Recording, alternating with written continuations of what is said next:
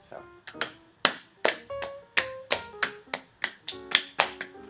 Oh, hello! Looks like it's time for another Wilkins video! Today we're going to teach you how to write an intro.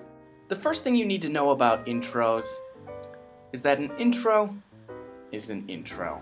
So please don't spend hours and hours trying to think about the perfect, ideal intro for your piece. That being said, we're going to try to teach you how to write a good one.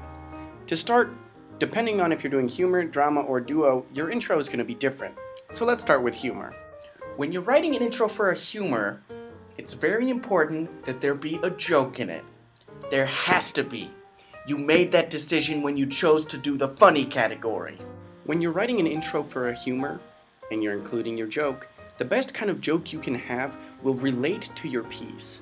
For example, if I were doing a piece about horses, I might start my intro off with a bunch of horse puns.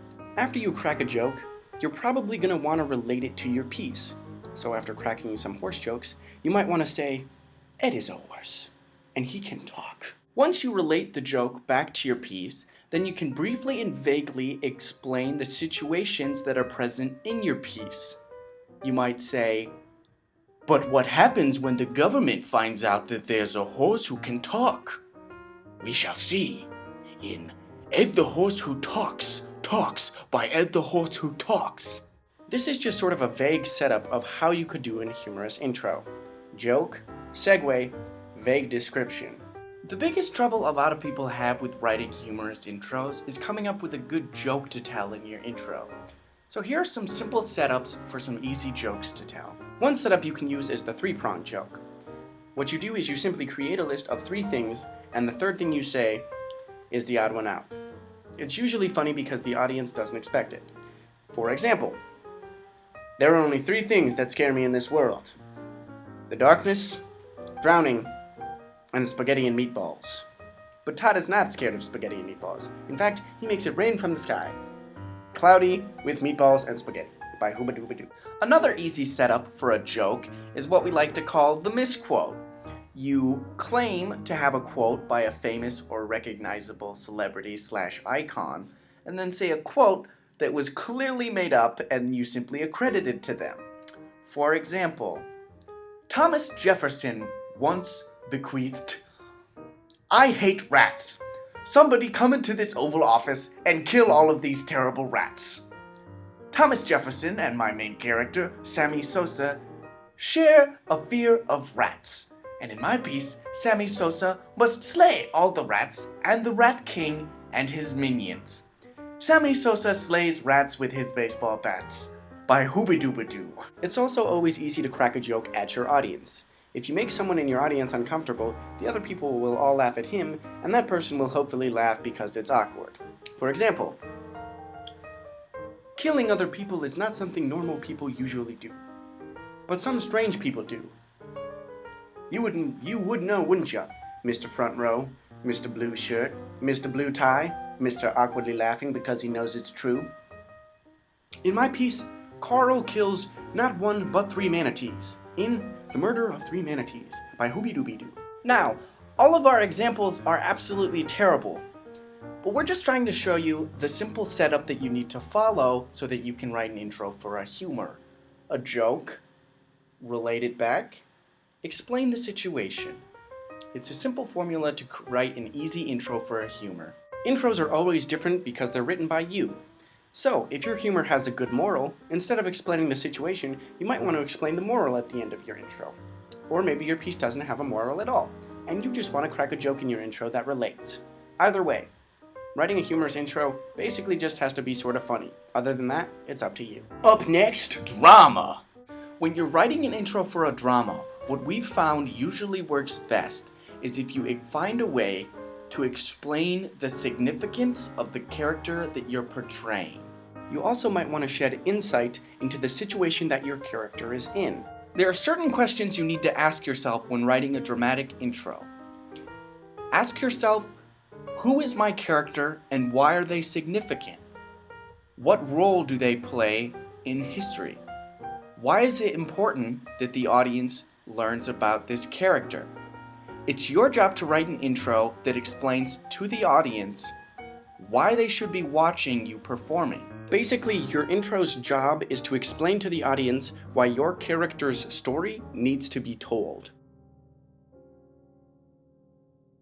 Why your character's story needs to be told. Another way you can write an intro for your drama is focus on the social significance of your character.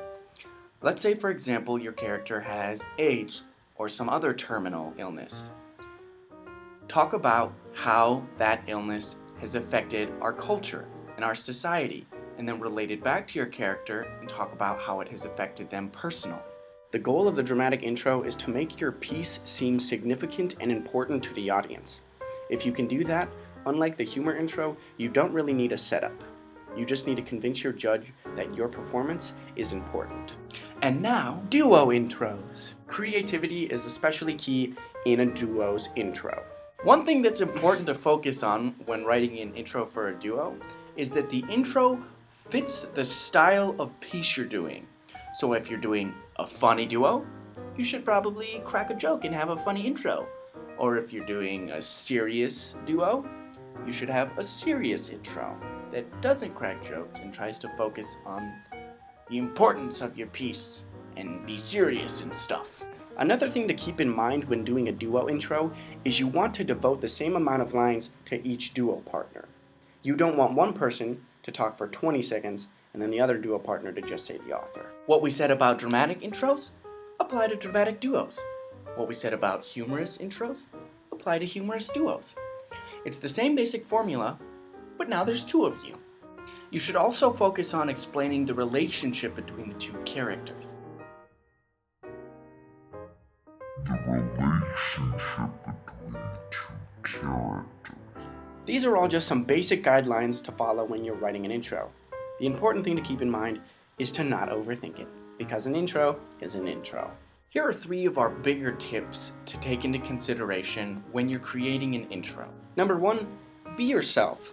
I don't want to see you perform your intro, I want to see you talking to the audience and telling us your intro. The second tip is that there's no such thing as an intro that's too short. I've seen intros that were a sentence long that were hilarious, and that was just fine. But there is such thing as an intro that's too long. If you're writing an intro and it's starting to push a minute and beyond, you're gonna need to start thinking about a way to cut back on your intro.